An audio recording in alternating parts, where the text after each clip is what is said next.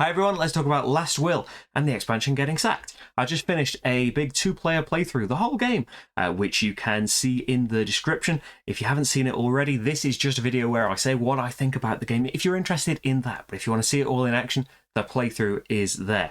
So I've been going on about Last Will for ages now, putting it in votes.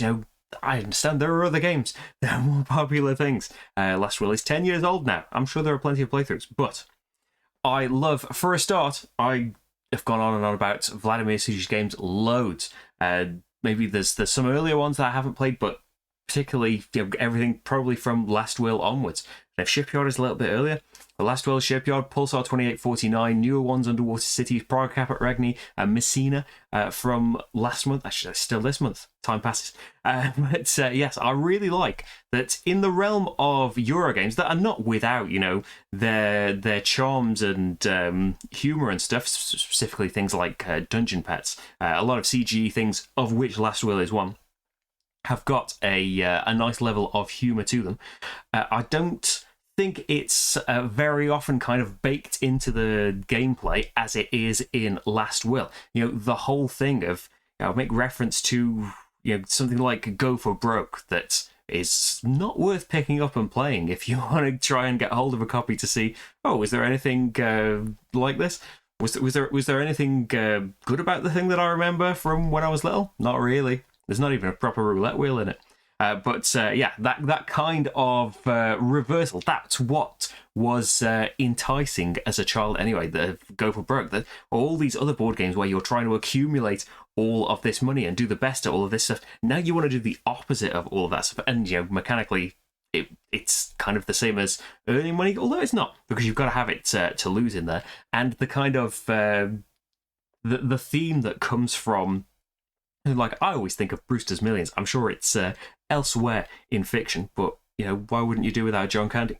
I really like that kind of theme and that kind of humor that drives the whole thing. That it is this crazy premise that you are given a ridiculous amount of money and you need to lose it as soon as possible, and then you'll be given even more money. And the various ways that you, as these these bumbling toffs that are going through to their fancy dinners, their carriage rides, their manor houses and stuff. There are plenty of ways that you can go. Although like the stats are all different. There are there's a select type of stuff that you are doing. You will see the same things come up a fair bit in the game, but often with different, companions, different requirements that will suit you trying to build some cards up, which is often difficult because you are very restricted into what you can take into a future round. So you are going to have to try and make your card draws really effective. What you have available to you in the round can make a huge difference as well. Because I'll say as well that this is Last Will plus its expansion getting sacked.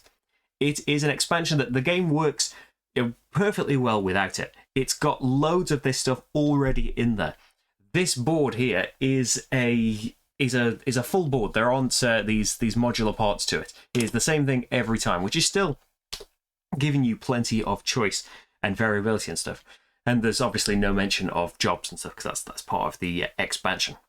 But that extra element to it really, really drives some of the places that are available for you to choose from on this board will be so desirable, but sometimes it's not that much of a penalty to go last, especially in a two-player game, even though one of those spaces is being blocked off. And there can be a real fight for these things, but it always depends what situation you're getting yourself into. Do you need a particular type of companion or event card, and you're going to just need to draw loads of those? Do you just want loads of different options in your hand? Do you see the specific thing that you want, and so you need your errand boys out there? Can you see a kind of engine that you're building to facilitate your own destruction, where you're getting, oh, well, I can get a manor house here, and this makes me spend more money on manor houses, and this can let me do it without actions, because there is always a delicate balance between those three things.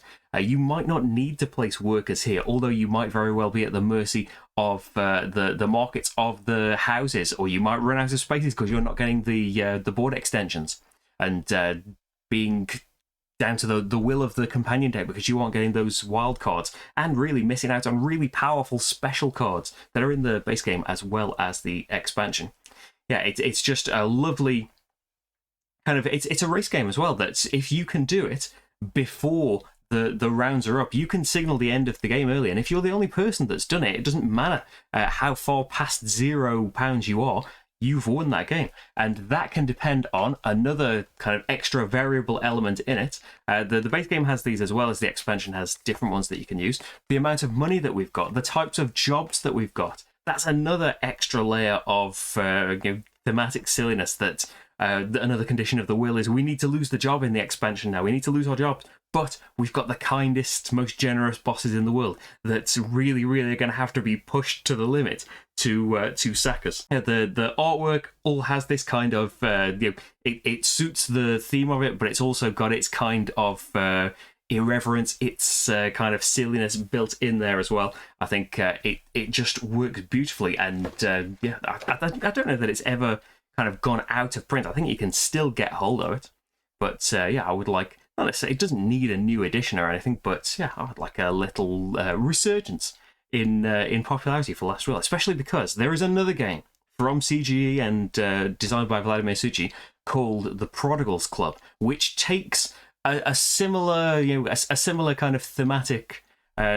twist, that we are these rich people, that it's our club to kind of just to throw money around and try and be the worst person, and there are different modules in that game that you can play with. I would love to do that as well, covering more Vladimír Suchý games, covering a bit of similar thematic ground to this, but also there is something that was so exciting at the time of Prodigals Club coming out. I think that was 2016, 2017, when we were very, very early into definitely into the channel. We were maybe a year or two into board gaming. You saw Paul Grogan in a top hat. Who doesn't want to see that? But the kind of extra enticement to that new game was you can mix and match these modules as you play the Prodigals Club, but you can also plug in Last Will as a module of this other game, which we never got to do. Because, a channel kind of sprang out of nowhere, and I ended up doing all of these different games. But yeah, I would love that one day. Maybe Prodigals Club is now the one I'm going to annoy everyone with until they vote for it in the playthrough votes on Patreon. Hey, sign up to Patreon. It helps me do all of these things. But yeah, all of these years on, still love Last Will. I don't think anything has that same kind of silly vibe to it, but at the same time, you are playing a lovely, thinky Euro game. There is a bit of a bit of messing with the other players, a little bit of not necessarily take that, but in any player account, the house market, you might well just be doing something to benefit you, but as you can adjust these prices and you can see everyone else's player boards, it is, why wouldn't you make a price for you really beneficial and a price for someone else's kind of house really really bad? Make them buy it for cheaper or sell it for more money, which is the opposite of what you want to do. And in the two-player game, I understand completely, it tightened things up a bit, but yeah, you place your planner as the first player, and then you have to decide one to block off, so you're working out what the best thing is for the other player and blocking that off. Yeah, we don't always do that. But other than that, there isn't really much at all. That's pretty mild as it goes, isn't it? And yeah, generally, we'll try and just do the thing that benefits us rather than hurts the other person in our games anyway. But hey, you can play what you like. It's there if you want to utilise it to its extremes, which isn't very extreme, is it? But yeah, love Last Will. Love everything. Well, not everything. I love everything about Last Will. You can see in the playthrough there for yourself why, if any of this has made sense, great. I'm just kind of giddy from playing against a glass cat for a couple of hours. Thank you very much for watching this. I'll be back, no doubt, with another playthrough very, very soon, and maybe you'll be seeing me one day in the future, after I have ground everyone down with their votes. Maybe I'll be covering the Prodigals Club, and then maybe we will do some kind of mega playthrough where we plug Last Will into that kind of amalgam of a mega game. Hey, that's it for now, though. Thank you very much for watching, and I'll see you for the next game. Bye, everyone.